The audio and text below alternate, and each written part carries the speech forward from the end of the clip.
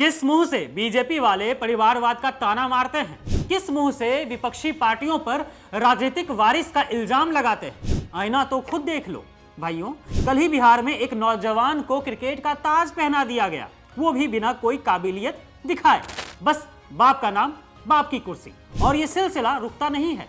मध्य प्रदेश से लेकर दिल्ली, यहां तक कि अंतरराष्ट्रीय स्तर तक बीजेपी के खानदानी खिलाड़ी मैदान पर कदम रख चुके हैं। क्या ये क्रिकेट है या पारिवारिक लीग पता नहीं। सुनिए ये कहानी जो न सिर्फ खेल की दुनिया हिला रही है बल्कि लोकतंत्र की जड़ें भी काट रही है।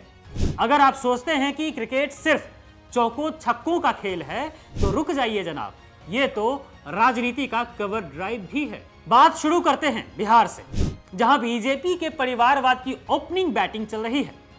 हर्षवर्धन तिवारी केवल 24 साल के, इनकी काबिलियत वो मत पूछिए। क्रिकेट से कोई वास्ता नहीं है इनका, क्योंकि असली स्कोर तो बाप का है, जिनका नाम राकेश कुमार तिवारी है। बिहार क्रिकेट एसोसिएशन मतलब कि बीसीए के पूर्व अध्यक्ष और बीजेपी के दिग्गज नेता हैं ये जनाब। राकेश पर भ्रष्टाचार के गंभीर आरोप लगे हैं, पैसे की हेरा फेरी से लेकर अनियमितताओं तक। फिर भी उन्होंने अपनी कुर्सी अपने बेटे को सौंप दी।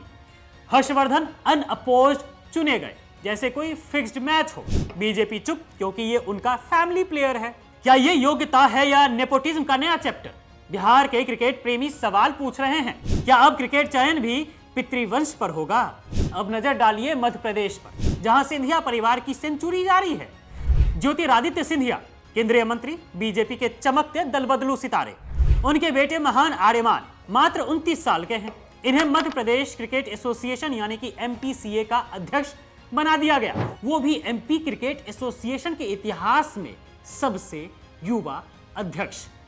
अनअपोज्ड, बिना किसी चुनौती के आर्यमान सिंधिया अध्यक्ष बन गए। इनका भी कोई लेना देना नहीं है क्रिकेट से। वहीं अब बात कर लेते हैं अंतरराष्ट्रीय पटल की, जिनके सामने सचिन तेंदुलकर, रोहित शर्मा, विराट कोहली और यहां तक कि लाला अमरनाथ भी इनके सामने फीके हैं। नाम है जय शाह।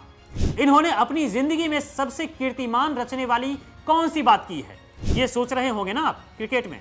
तो सुनिए, ये देश के गृह मंत्री अमित शाह के बेटे हैं, यही कीर्तिमान है इनका। खैर, बीसीसीआई सचिव से आईसीसी तक का सफर पिता की छाया में इन्होंने बहुत कष्ट से तय किया। इतना मेहनत किया, इतना कष्ट सहा कि क्या ही कहे। इनके बैट के पैर में भी छाले पड़ गए। बैट ने खुद इनसे बोला, भैया अब तो छोड़ दो। और अगर आप दिल्ली की तरफ मुड़ते हैं तो पाते हैं कि वहां तो बीजेपी वाले जेटली जी के परिवार की कैप्टेंसी बरकरार है।